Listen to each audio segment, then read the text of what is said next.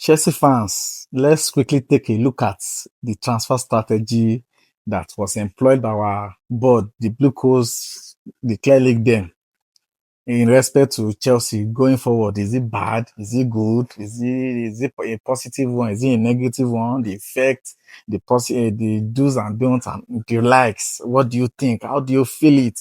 Are you seeing it going forward? Or is it downing our club or is taking us forward or what is really going on because of their strategy?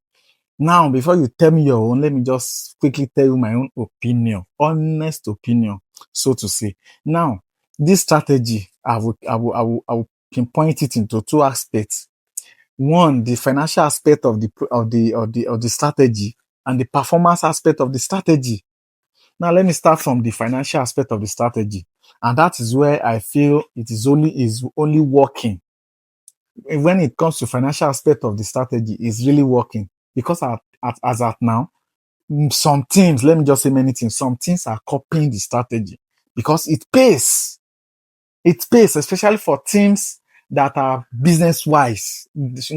Some teams are made to just do business. They don't care if they win any trophy. They don't care if they pursue trophy. They don't care if they even win at all. They just want to stay in the league, groom players, and sell. There are many teams like that. So teams that does that, this strategy is very, very okay for them. In the sense that now you just look at it. You buy a player of around 16, 17, 18, 19 years. Very cheap. Very cheap. If not because it is Chelsea, there are some players they are not supposed to be buying more than £8 million to £10 million because it is Chelsea coming for your player. They will now skyrocket the price tag for them. If it were to be lesser teams, those price tags will be very less compared to what Chelsea is buying. So now let's say that okay, let's use what is it, Estaval for example. We bought Estaval when he was in Palmeiras, right? He was there at a very young age. We bought him, leave him there for another season for him to gain more experience and play more games, to groom him. I think they bought him, was it not a total package of 30 to 40 million? I can't really remember. But I know they bought him at a lesser amount, leave him there for one full season. Now, they groom him for another full season over there before coming down to Chelsea. Now, they give him, was it not 7 to 8 years contract? And as a matter of fact, right now, his worth has increased. If Chelsea want to sell Estable right now, they will not sell him nothing less than 70 to 80 million pounds. Now you can imagine in the space of 2 years that they've bought him for around 40 million or so, then they can now sell him right now, double the price they bought him.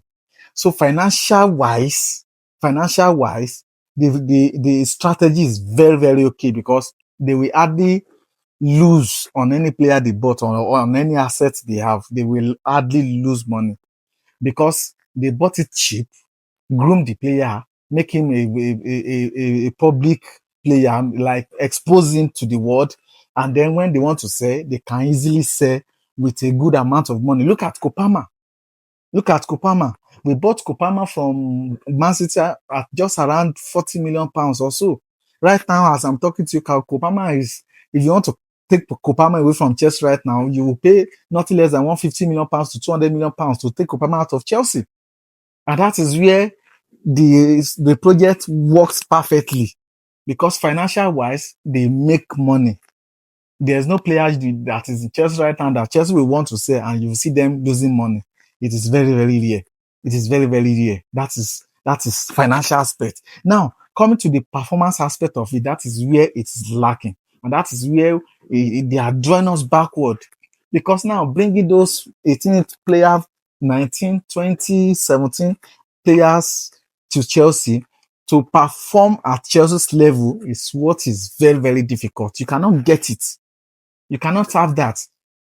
You can't bring those players and expect them to play at Chelsea level, winning trophies, winning big games, performing things. It will be very hard. First of all, they will have to adapt to the pressure because playing at a lesser club that has no pressure and then coming to Chelsea that every game is a must win, be it a big game, be it a small game, you just have to win. You just have to be at your 100% every week, every now and then, every time you're on the pitch, you are going to give your best. So now that is where we are lacking. So now the question I'm throwing right now is this strategy drawing our club backward, or we are moving forward? That is what I want to hear from Chelsea fans worldwide. What do you people think? Because as a matter of fact, financially is good, but performance-wise, on the other hand, and that is where we fans are always complaining. Nobody is complaining about the financial aspect of it, because right now Chelsea has no debt. In fact, they can spend as many money as possible right now in the transfer market, and that is why it is good. But the other side is where we want the strategy to pay us, and that is where we are lacking. Now, is it good? Is it bad? How is it paying us? How is it sending our club backward? How is it working? And that is what I want Chelsea fans to talk on. What do you think?